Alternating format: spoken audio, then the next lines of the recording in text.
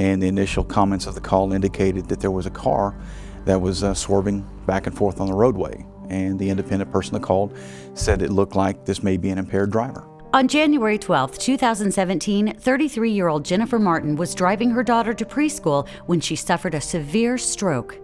I guess I was swerving pretty bad, and there was a person behind me for almost close to 2 miles, and so I ended up pulling off, and it was absolutely terrible place to pull off, but the lady that was behind me came up and asked if I needed help.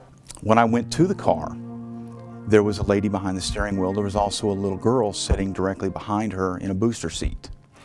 Definitely, in this case, being a younger lady and finding a child in the back seat, that just kind of amps up the pressure a little bit. Her speech was absolutely gone. She had no way to talk to me. Checked her sugar. That's the first thing we do with anybody that's like unconscious or unknown type problem, and that turned out to be just fine. So I started looking for a stroke. I really just didn't know what was happening to me. I was trying to keep the little girl occupied. I was just really worried about her and getting her safe. They said, "We have to go to the hospital now."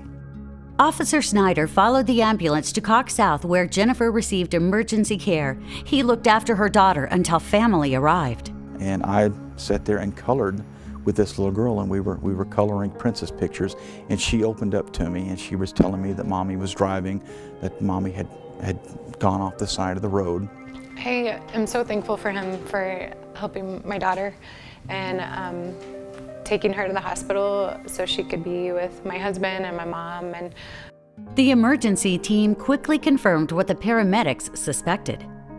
We assessed her as having a stroke, and she immediately got imaged with CAT scan, and indeed she had an area of stroke that needed to be treated with TPA. Administering TPA is the first line of defense against stroke, but in Jennifer's case, she needed a more aggressive treatment. And she still had some speech problems, and we also put her through an MRI scan of the brain, which is a more refined scan than the CAT scan. And we were able to see that there was a clot laying in the left middle cerebral artery, and that artery is the one that supplies most people with their speech function. So we decided that this was the opportunity to get the interventional radiology team in, to put catheter in there through the artery and remove the clot that seemed to be persistent and blocking the flow to that part of the brain. I do remember that my husband made that decision, and I was like, what are they getting ready to do with me, and why is he having to make that decision for me?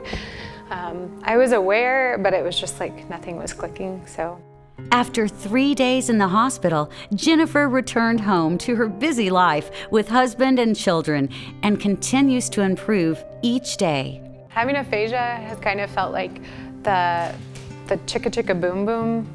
It's a book for kids, and it's like all these letters are at the bottom of this tree, and then they don't make any sense. And sometimes that's how it's exactly what it's like to have aphasia. It's just been frustrated, like kind of some anxiety with other people, like being in groups, or just frustrated with myself not able to communicate, or an organized thought sometimes. Thanks to the quick action by everyone involved, Jennifer and her family continue to lead a very active life together.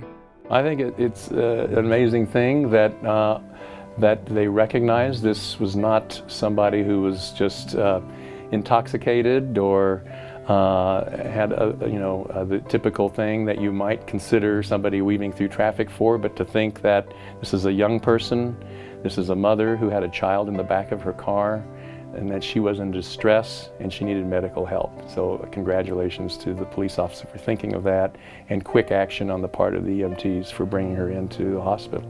I know that I got sent to the best care. We prevented a major stroke and possibly a fatality in this young lady. And it's very humbling to know that what we did saved her life.